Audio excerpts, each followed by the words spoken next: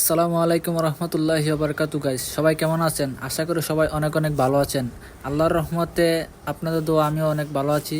তো আজকে চলে আসলাম বাংলাদেশের অন্যতম একটা জায়গা, সেটাকে অনেকে বলে লন্ডন।